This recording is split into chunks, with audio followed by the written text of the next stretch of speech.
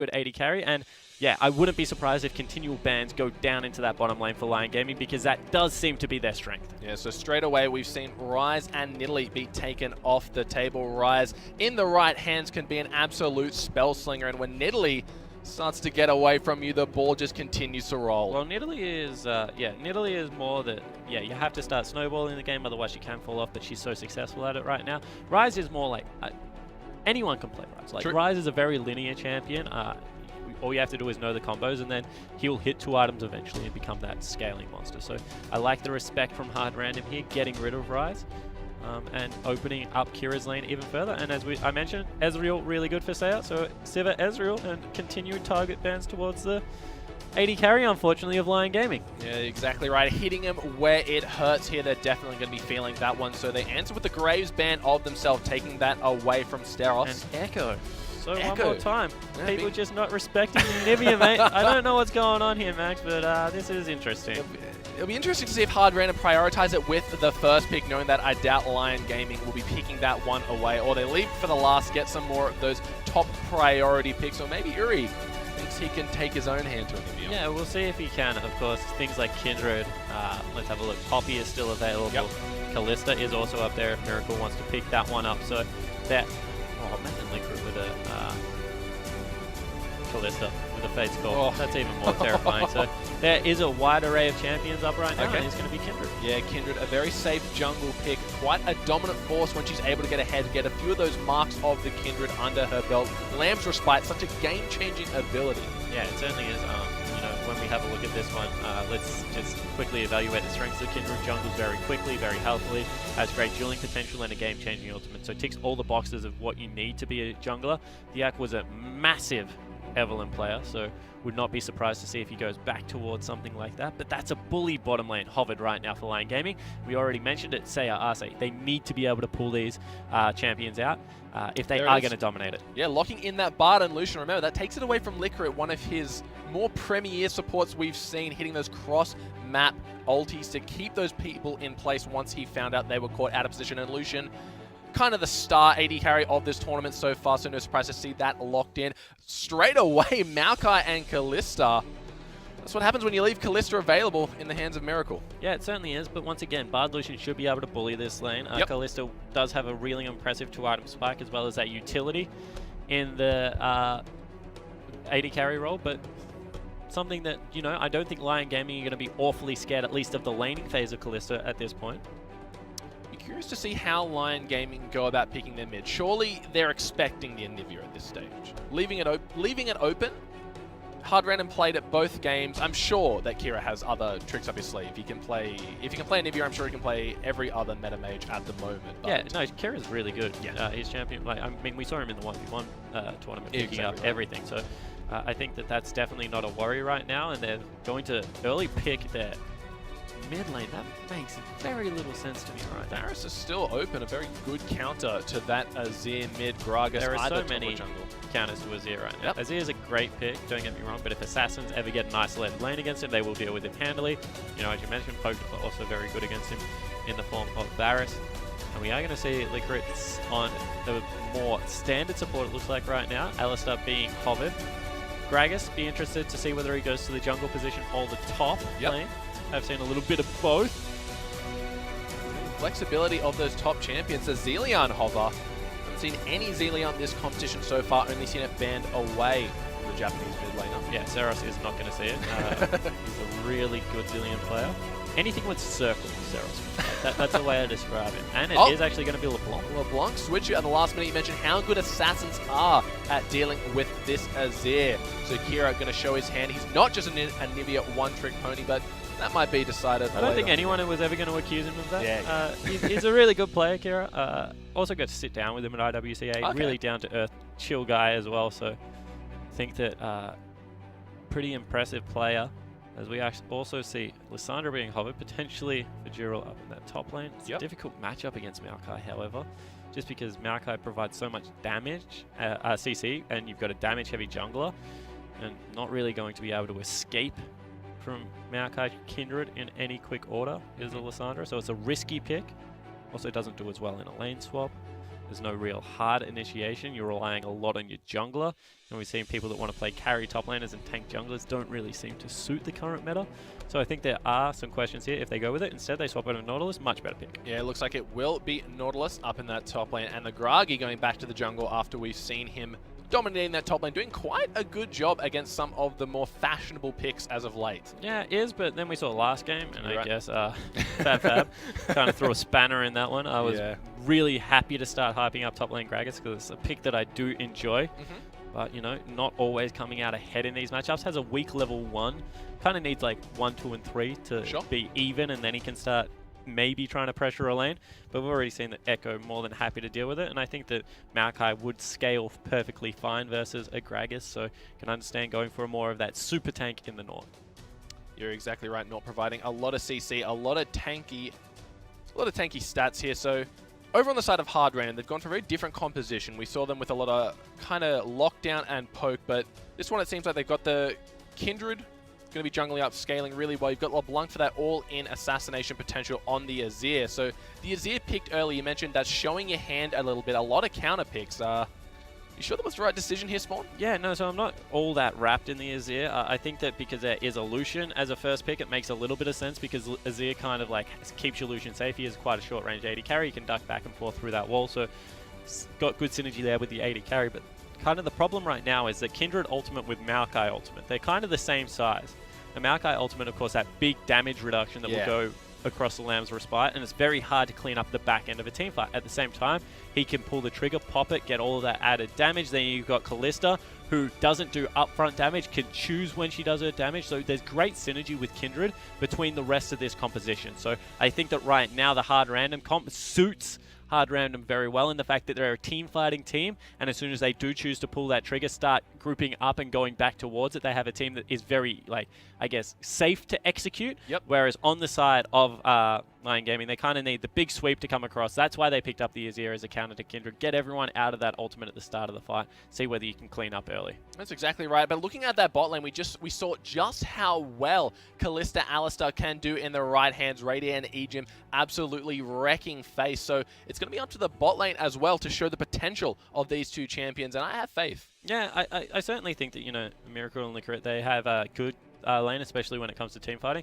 I do look over down though at Sayar and Arce and just think that these guys, like Bard Lucian, like, that is bully written all over it. I think that they have a very good 2v2. Wouldn't actually be surprised if hard random lane swap away from them. I already mentioned that Maokai does very well. I think that's why Nautilus was picked up on the side of Lyon Gaming, because they are expecting it, and Nautilus is also really good in a lane swap situation. Alrighty guys, jumping into the game, we got the 2-0 hard random taking on the 0-2 Lyon Gaming. Lyon Gaming hopefully looking to pick up their first win of the tournament, and hard random really wanting to secure that first place spot. Yeah, so Stehos looking to be aggressive already. Good fan out coming through from both teams, and it looks like another blind lane swap going to be attempted here by hard random, but of course it will be matched by Lyon Gaming, so nothing really new there. You mentioned how much of a bully lane that is going to be, so getting matched here, it might be a little bit difficult for them to really utilize the Kalista Alistar power, especially when you have Lucian and Bard. Nowhere is safe. The last place you want to be is behind those minions. Well, they have power at level 6, True, right? So once they start scaling up, Kalista and Alistar do have power. The problem is they don't have power from level 1, and that's when Lucian and Bard are strong. So it's going to be one of those lanes that they have to be patient with it, stick it out, and see exactly what they can get going, because otherwise, if they get dominated from level 1, Sayar and Arce might be able to take over the rest of the map. So it's something that hard random just have to be aware of. Batten down the hatches a little bit, you know, give up a little bit of that early CS and see if they can scale throughout the rest of the game. I imagine a player like Liquor will be going around roaming on that Alistar, trying to make plays. So that's really dangerous, especially once level 6 hits, because Bard is, he's a pretty good turret diver. He takes your jungler in behind turrets very, very nicely, especially in that top lane. He can come through the river. You know, he's got Cosmic Binding as well for some CC, and also that ultimate that can stop up turrets. So that's a dangerous tactic if that's what they're going for, especially in a 2v2 lane. So I think that hard random are going to be stuck here, especially if it's standard lanes of just, you know, as I said, trying to slowly lose the lane, keep as much CS coming into them as possible. And if they get an early gank in there, you know, we already mentioned it, but headbutt Polv into Kindred is quite impressive. Yeah, well, straight away we can see how much damage Miracle has already taken in that level 1 exchange. Bard getting that early level 2 due to the chimes, giving him that little bit of experience. Now Lucian on 2 as well, so Lyon Gaming really know where the power in their team lineup lies, and they're going to be doing a good job of making sure that's exploited. Yeah, and I think that across the board they kind of have good matchups with the exception of that mid lane. As actually, First Blood already goes down. Oh, dang. And Yuri dies. So right away we see Kira just winning that 1v1, showing the LeBlanc strength here. So yeah. That was a solo kill. So once again, Straight through Kira, barrier. master of 1v1s. Don't know why I doubt him at all. I said that there's going to be good lanes apart from that mid lane matchup, and you know what? Yep. Kira proves me right. He just kills him. Yeah, that is straight up Azir just getting outplayed, being able to burn through the barrier, the flash even. So this is why I didn't like it. And the unfortunate thing, right, is if you got 2 winning side lanes, what you want to do is continue to shove up. But what that inadvertently does is isolate your mid lane, because the jungler needs to be able to shadow those side lanes. So think about this. You've got a Lucian Bard, and then you've got the Gragas jungle. So what Gragas wants to be doing is he wants to be sitting underneath that lane, keeping them nice and safe, making sure they can push up and be aggressive, because the last thing you want is a Kindred to fly in that lane, headbutt Polv to come out, and for you to lose all that advantage that you're starting to build up. Sure. What does that do? Junglers can't really go as close to mid lane, so you got isolation. Generally, Azir loves isolation because you pick him into control mages. Victor Azir, very famous. You're able to just shove minion waves back and forth into each other. LeBlanc breaks that trend because she straight up kills you in a 1v1. So all of a sudden, Gragas is choosing, do I gank mid lane and try and help out this Azir that's suffering? And maybe let my top lane that should win fall behind? Yep. Or do I try and support my winning lanes and try and get them further ahead? And right now you can see that didn't even get the time to make that decision, because in 4 minutes, First Blood was picked up. It's such a conundrum for these junglers to face, but looks like LeBlanc with her early advantage going towards that Frost Queen's claim. So saw it a bit on the Karma yesterday, but I can't say I've ever seen it on LeBlanc before. Yeah, it used to be a pretty stable pickup on Yeah, LeBlanc. a while ago. Yeah, a while ago. Definitely agree with you. Not as much AP. Did get tapped a little bit. The good thing is it has catch potential. And one thing that we talk about a lot is disappearing into Fog of War as a jungler, as a mid laner. Ooh. I love the Bard stuff. And whether you're able to follow. If LeBlanc ever goes into Fog of War, there is no way. Steros might be just going for a little bit of damage here. The Magical Journey Got does him. get interrupted. A lot of damage coming down. He's going to get taken out. That is a wonderful kill. Kindred going to be feeling good after that one. That just boosts Hard Random further ahead in this game. Already looking bad for Lyon This Gaming. is what I said. You want to be able to mirror that top lane. You want to turn it into a 3v3 if you're the Gragas. What happens? He's not able to do that. Has to hang around mid a little bit. We actually saw him drive by mid in the middle of that little skirmish. And that means they pick up a kill onto the Bard. And it just reverses all that pressure. Look at the damage coming out. Licorice doing a great job of just knocking up everyone in his path. Interrupting that Magical Journey was definitely the defining factor. That's another stack mark of the Kindred for Steros. That's 2 from the crabs that he's gotten. So really good spawning, not spawning too deep in the enemy jungle early on in the game. That's what you want when you just... RNGs are smiling down on the Kindred right now. I completely agree with you, but it's very nice when you get double Scuttle Crabs at the start of the game, especially if you've marked up potentially a support and wiped him off the face of the map as well. It's watered Here there. we go. Oh, the flash comes through. The headbutt into the wall. We can see the spear stacking. The heal has been used. That not going to be enough, but he flashes in, looking for a little bit more. There it is. Gets the kill. Another one over to the top, the bot lane, sorry. The duo lane here. So Hard Random are looking phenomenal right now. And this should be a winning lane. I just want to go back to that point. Alistar, melee, gets punished by double ranged all the time. Yep. But because of Kira's great play in the mid lane, picking up that early kill, the pressure that he put down meant that Thiak couldn't be on the right parts of the map, still questioning his positioning right now. And just time and time again, Miracle and Licorice get ahead in their lane. Yeah, Miracle's going to go back and get a hell of a first buy after a bunch of 1 kill, 1 assist, and a lot of CS under his belt. Already rocking about a 2,000 gold lead. Hard Random 3-0. They've started off very, very strong this game as we see the bot lane of Lyon. They do not want to go up against this, but Hard Random answer with the exact same When swap. you are a Lucian Bard and you You're running away? swap away from a duo, you know that you're in trouble. It's only 7 minutes into this game, but it's already a 1,600 gold lead. And Hard Random, we already spoke about it. Beat INTZ, beat the Chiefs, now looking to take out Lyon Gaming.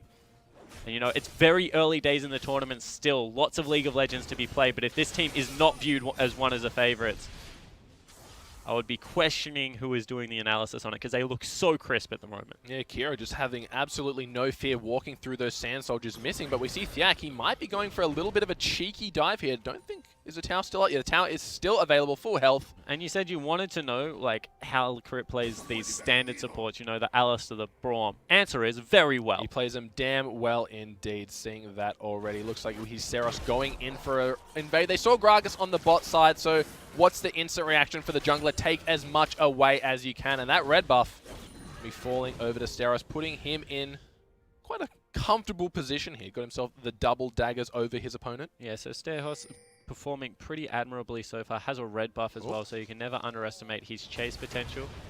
Pink ward will be cleared out here by Smurf. You can see Jiril knows that something a little bit fishy is up. He's going to potentially even go back.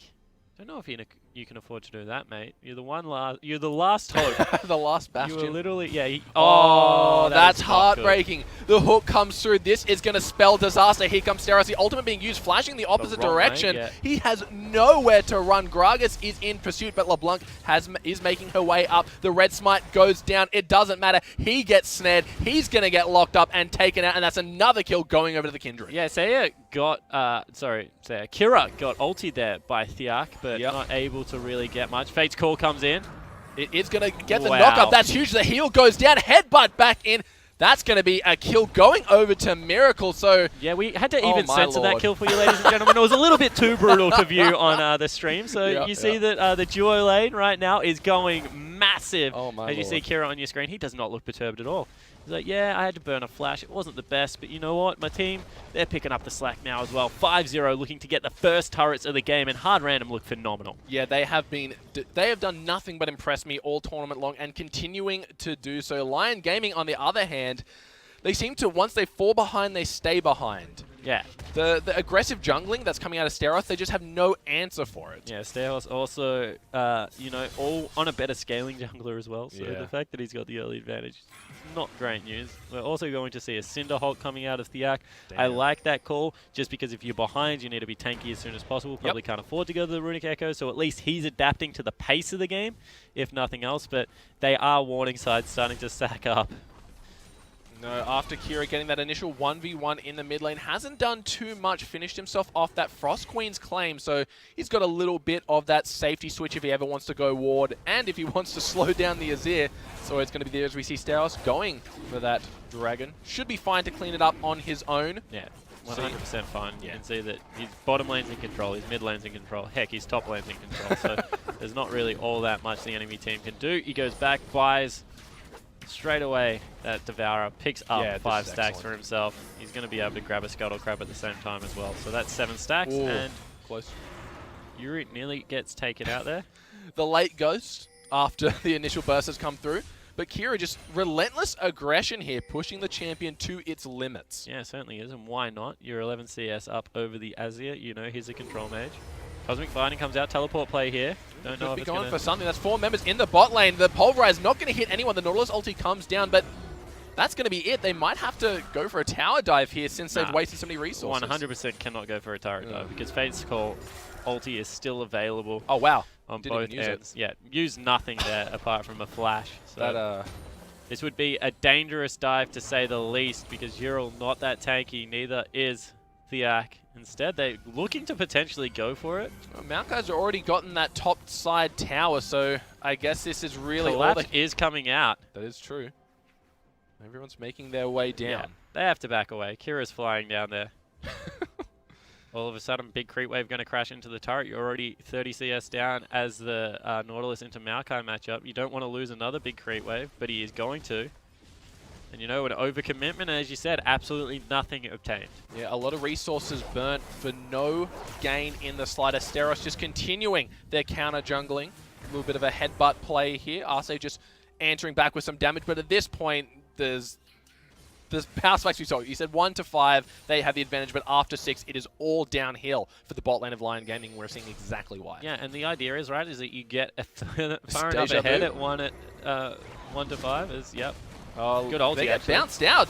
They should be in range. Miracle going for it, though. Gets the knockup. The triple pulverize, but I don't think it's going to matter as they get taken out. Lyric should be soon to follow the ultimate pop, but here is Kira. Looking for the play. The spooky ghosts are going to be revealing who is he going to choose as his target. The snare lands onto Thiak. Can he do anything else with it? Looks like he just instantly blows up Arce. Yep, so he can still go here as well because they're very low on mana. Rift Herald also going to be picked up. Stayhorse is just like, you know what, mate? I'm playing PvE at the moment because I've got my Devourer stacking up nicely. Kira swooped in for a kill there, so it was a 1-for-1 trade. But, you know, signs of life, at least out of Lyon Gaming. They're going to put a lot of pressure down on this mid lane. Arise doing some damage there. Yeah, they really have to start actively playing on the map. This might cost him his life, though, as the snare does land very low on mana. Doing about half his health. Look at Azir. He's gone for that Abyssal Scepter. Yeah, exactly right. Abyssal is kind of cool on Azir. You know, you go into the triple item of Nash's Tooth, Abyssal, and then the Rylai's Crystal Scepter. You have like offensive, defensive feel. You can control. You can initiate. You can do all kinds of cool things on the guy. But I agree. You probably want to go with the Nash's first up. But look, when you're playing against a Fed LeBlanc, well, a head LeBlanc, I should be saying, is. Don't have much of a choice at this stage. Steros just going to be seeing that red buff gets taken away. Finds a pink for his troubles. Doing a great job. That Devourer probably about halfway done at this stage. 12 stacks, I do believe, so getting near that halfway mark. Sees Thiak. Look at the damage coming out. Just takes the camp for himself. Really. Thank you very much. Pushing his lead to its limits right now. I kind of like that Lamb gets 2 wolves with Devourer. You know, the Devourer wolf and then the other wolf. It's kind of cool. You know, what's better than starting one wolf? a family? Yeah. Smurf standing right next to a pink ward. Not going to choose to take it, though.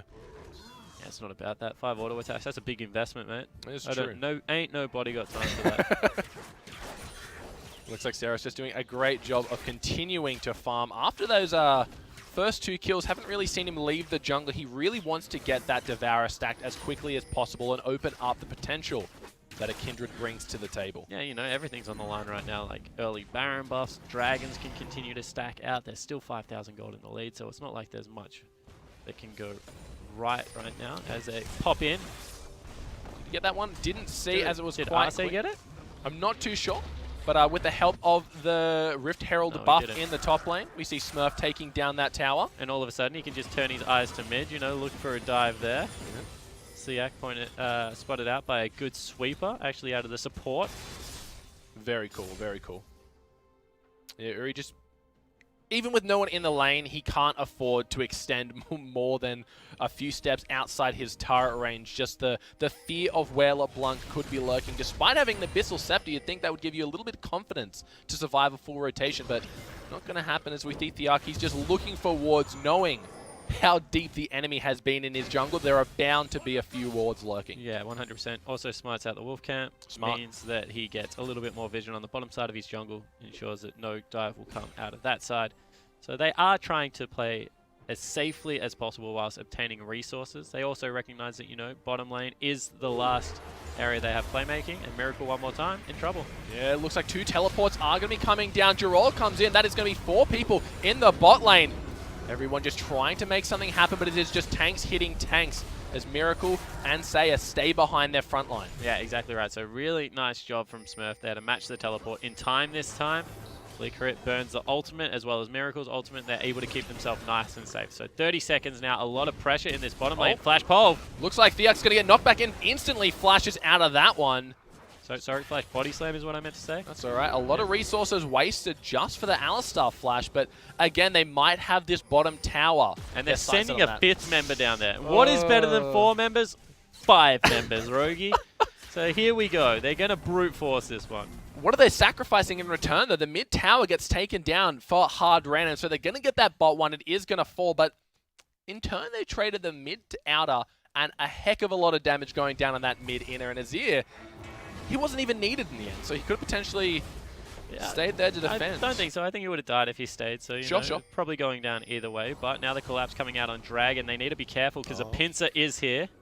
They might have to pull the trigger on these 2 in the mid lane, but look at the damage coming out of Seahorse. He might be able to get the kill. LeBlanc goes in, not finishing off that one. He's able to get the Lamb's Respite, keeps himself alive. That is going to be a 1-for-0 trade, but that's the jungler, meaning hard random. They got a free dragon in their hands. Yeah, they probably had it regardless because there's still 7,000 gold in the lead. So, you know, you would appreciate Lyon Gaming. They need to go aggressive on someone. Kindred probably not the target they're looking for, but the idea there is you're getting pinned, so just hard commit to one side. The side that has the 2 people on it, you got to see what you can get. In the end, it wasn't really much, but once again, they're trying to take as much as they possibly can. It just isn't working out for them because they put themselves in such an early goal disadvantage. Yeah, Smurf feeling good. He's got himself a completed Rod of Ages, already starting to stack that one up. Spectre's Cal to boot on the side of Kindred, getting herself a nice little Hex Drinker here. A lot of magic damage on the side of Lyon Gaming, so making sure that on top of Lamb's Respite, that survivability keeps him alive. LeBlanc finishing off that Abyssal Scepter here, so matching the magic resistance debuff. Yeah, also has a needlessly large rod, if you do not mind. So starting to hunt out Yuri. He might be in a little bit of trouble here. The further those ghosts travels, the longer the slow is. So Bard was there to back him up. Yeah. Not too sure if LeBlanc's gonna pull the trigger on that engage. I would think not, but Sure. you know, you never know with Kira. He's doing well this game. He's got that needlessly large along with the Boots of Lucidity, so we're going to be seeing a lot of spell rotations coming out. Yeah, it certainly will. And, you know, right now, LeBlanc pretty comfortable scaling up into the mid game. You see that not really much happening, however, as we do hop back onto Summoner's Rift and hop back off again. Yeah, Summoner's Rift, the slideshow, ladies and gentlemen. So hopefully we will have this game coming back as we see the Rift Herald going to be taken again. The Devourer fully stacked at this stage. This one is just for funsies here as they want that buff. We've seen a lot of teams in this tournament prioritizing this Rift Herald so highly, especially when their lanes are ahead. Well, let's have a look at it. He sated at 19 minutes. There's a reason that Steros is able to do this, and it's just because he can pretty much jungle with impunity right now incredibly quickly. You can see that just ducks in for a couple of seconds, able to take that one away. And, yeah, so just a lot of options right now, as they look like they've caught out Lickrip. But As Fate's Call is never caught out. Exactly right. That's just the thing. They've been spending so much attention on this bot lane, but an Alistair Callisto, which target do you pick? The correct answer is neither, because they both have a get-out-of-jail-free card. But the other thing, right, is that when you have a look at it, that's the lane that should be winning. So if you don't gank it, then you just have 0 winning lanes at this point. Problem is that Smurf is just tearing through these turrets. And, you know, whilst they have put a lot of pressure in the bottom lane, it still is 9,000 gold that they are behind. So, you know, definitely not working out, not defending that, but I'm just saying that they're trying to make the play in the one lane they think that they can secure a kill. I really like how tanks these days, they're going for that Rift Herald buff, and also that once the second dragon, they can just push down towers as if they were an ADC. It just burns through them, shreds them to nothing but rubble. Of course, the inhibitor towers do regenerate over time, so if they are able to get themselves a brief respite, will be able to regen that one up. I don't know if they can do this. He's just hopping around the queue from Lucian. Look at the damage coming up. The red buff might be enough to finish him off, and there it is. A massive kill coming out of Steros, showing just what a Fed Callista can achieve. Not Callista, sorry. Kindred can achieve. Atlas does that one as well, but don't worry about it. So yeah, Kindred coming up with a huge thing. Definitely a max thing. Not even using Red Smite there, so that isn't even the maximum damage that he can put out right now. But as we already mentioned, sated at about 19 minutes means that he is incredibly farmed and will be able to win out these fights. And they're pushing into the bottom lane now. And hard random look like they're putting on a clinic. It is 10,000 gold up at 21 minutes in. Make it about 11. And this team just will not be slowed down on day 2 of IWCI. Yeah, they've got the Herald buff, and they're pushing 5 members on the bottom side of this map. The inhibitor turret. The only thing that stands in the way of Lyon Gaming is we see Steros. He's in the base along with Kira. The tower is going to be the main focus. Ural, he's trying to keep them at bay, knock them up at Smurf. He's got his ultimate down. Looks like everyone just trying to focus this Nautilus. He's so damn tanky, but Licorice, he's in. He's got his ulti on. He's tanking. Nautilus the first one to fall. A Bard ulti keeping the Alistair at bay. Thiaki's trying to do what he can. The Lamb's Respite buying them some time. Don't think it's going to be enough. There goes the Gragas. He falls. The inhibitor tower is the next one to fall. The inhibitor soon to follow. Just huge damage coming out from hard random right now. Yeah, and they're still not done. They're going to break the bottom of the base. They force back Arce and Seiya, the kind of shining light for this Lyon Gaming lineup. They are just going to withdraw after that. 22 minutes into the game. They're 13,000 gold up with Callista, with Kindred. They're going to be able to clean up Baron. They've already taken the Baron inhibitor. Honestly, this hard random team, if they weren't favorites before today because of their victories yesterday, with this victory, definitely have to start like pushing for that top team. Yeah, look at that. 13k gold in the lead. 7 towers to 1. That is quite an advantage to have it 22 minutes into the game spawn. Look at the items. So, yeah, Death Cap picked up. Oh, boy. more picked up, as well as another recurve bow. Yep. So he's going to go towards a very greedy build of something like the Hurricane in there. You also check out QSS finished up, making a Frozen Heart right now. For Smurf, he's not ever going to die. What looks to be a Locket is going to be picked up right now. So everything just in favor of this hard random lineup. You can't face check this because Kira will kill you. Yeah, this should be a very easy Baron as the bot side inhibitor is you're also dead. down. Looks like Arce is going to be the first one to fall in this fight as soon as the W procs. Steros is in a little bit of trouble, but he does have the Lamb's Respite available. Not going to be able to use it in time. Sorry, it was on cooldown. So they do get that kill. Going to have to back off the Baron. Yeah, that was a confusing decision for the jungler to go over as well. Yeah. I think Kira could have picked that one up by himself. And here goes Theak. Oh, they really want to get something out of this, but Theak, he's getting so low, so quick. LeBlanc going to be able to take out that one in the background. The Emperor's Divide comes down, but I don't think it's going to be enough as Maokai. He gets one. He gets another one. Callista pretty far away, but Licorice, he's trying to do his best to keep that Nautilus at bay, but it's best just to let him go at this stage and get the tower. Yeah, it certainly looks to be the case, as a nice kill came out of Yuri there on the back end of that team fight, was able to pick up Kira, so a slightly good news story, but still 12,000 gold and another huge team fight victory for this hard random lineup, looking to break the second turret of the base. It should be a free inhibitor also, with only Arce and Nautilus available to stop that one. The inhibitor falls any minute now. Smurf just taking the brunt of the damage, not even hurting. Oh, we see the Bard ulti going down, missing Miracle completely as he's able to hop his way out of that one. The teleport comes through. Jural gets headbutted right away. Looks like they've turned their attention onto Smurf. Just going to be hoping to kill him. He's so damn tanky, though. Got his ultimate on. Look at the damage coming out. Miracle gets blown back into the center of the fight, but Smurf, he's onto Saya. He's straight up 1v1ing him. Miracle, he's still alive. The Lamb's Respite comes down in time. Theak, he wants to be able to get this one, but I don't think it's going to be enough as the Rend comes through. That's going to be a double kill to Callista. The Magical Journey just proving another way into the base. There goes Arce. Jorol is very low. Yuri takes up a kill on the back end of that one, but Steros, he's in the fight. The Super Minions making their way into the base from the bot side. This could potentially be the game here, Spawn. Yeah, it certainly looks to be the case, and what another team fight at a hard random, just trusting in their teammates, making sure the ultimates are on point. They still have an AD carry to be able to chip out on this, and double super creeps mean that they will end the game at only 25 minutes in, and hard random absolutely smash Lyon Gaming. They looked explosive this game from start to finish. Every single decision they made was the correct one. The 1v1 at about 3 minutes in the game was just impressive, and then the bot lane just fell further and further behind. Yeah, exactly right. You know, across the board, you have to say that you had two winning lanes. You had Nautilus versus Maokai. It's actually quite a good lane for Nautilus because you can push up. That's one of the important things about top lane. You have this Bard Lucian lane. They're able to push up, create all this pressure so your Gragas can effectively countergate. What happens? Minute 4, Kira just flies in for a solo kill. All of a sudden, Gragas is like, holy crap, I have to worry about this CIS superstar mid laner. He's absolutely dominating Yuri there on the Azir. So he starts cheating towards mid lane. All of a sudden, Stairhorse just flies in the top lane, picks himself up a kill, snowballs that lane in favor of the Callista Alistar. And because it is a CC heavy lane, as soon as they get an aggressive advantage, they're just able to go aggressive time and time again. And that is what we saw out of the bottom lane of hard random. So honestly, a clinical game, but just very well executed on what should have been a harder early game from what Lyon Gaming locked in.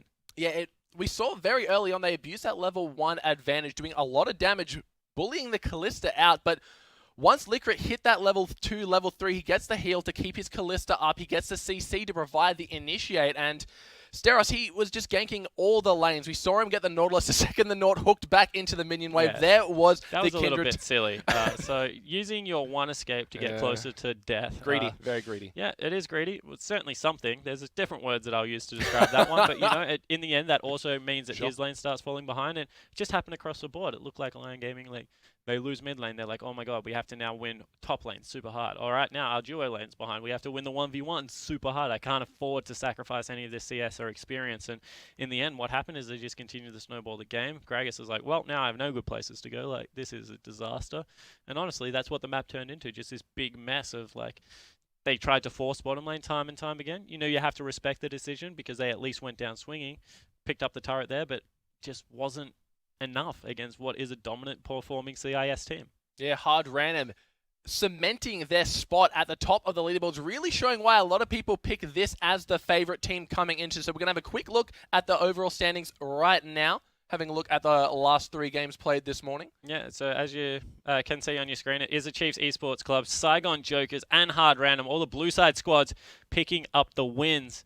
And as I said, Chiefs, they were backs against the wall, potentially going down 0-3 against INTZ, now 1-2. Saigon Jokers, however, undefeated as well as Hard Random. That makes an interesting top of the leaderboard, especially now that Supermassive had dropped their first game. That's exactly right. And a lot of really convincing wins today. Every single game, the team that got ahead stayed ahead and were able to just snowball the victory using every single advantage they had. Potentially with the exception of the Chiefs. I mean, Sure, INTZ had a 2,000-3,000 gold lead. I think we have to acknowledge how well they played the outer ring macro and jockeyed for position around there. But yeah, once the team fighting phase started, seems like the aggressive team, the team that's moving forward more often than not, is